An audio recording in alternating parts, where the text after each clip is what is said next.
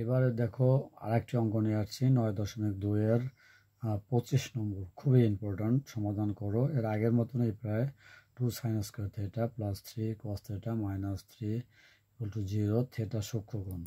তো এখানে সমাধান 2 sin square theta plus 3 cos theta minus 3 equal to 0 লেখা হলো।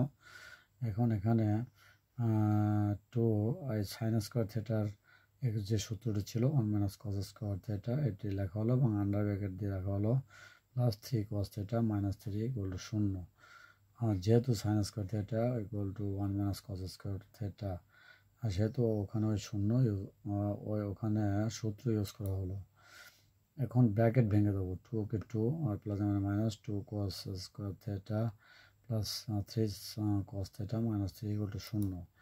এখন এটাকে যোগ বিয়োগ করলে কি থাকে, minus 2 cos square theta plus 3 cos theta minus 1 এটা থাকে, যোগ বিয়োগ করলে ইকুয়াল টু 0।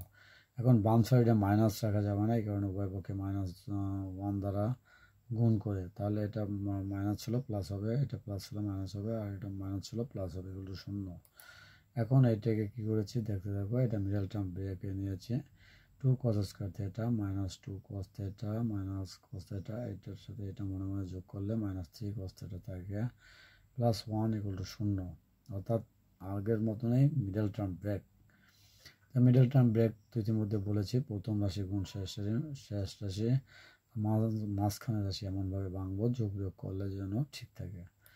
আচ্ছা, এরপরে দেখো 2 cos থিটা যদি কমন না হয় তাহলে cos থিটা মাইনাস 1 থাকে, আর এখানে কিচ্ছু কমন যায় না মানে 1 কমন যায়, cos theta minus 1 equal to 0। তাহলে আবার দেখো cos থিটা মাইনাস 1 কমন আছে, ওইটা কমন নেব, কমন নেওয়ার কারণে 2 cos theta minus 1 equal to 0। এখন দেখো হয় cos theta minus 1 equal to 0 অথবা 2 cos theta minus 1 equal to 0। এখানে cos theta equal to minus ছিল প্লাস 1 হলো, কিছু না প্লাস, অথবা 2 cos থিটা একইভাবে মাইনাস 1 ছিল এপাশে আনায় প্লাস 1 হয়ে গেল, কিছু নেই মানে প্লাস পিছনে।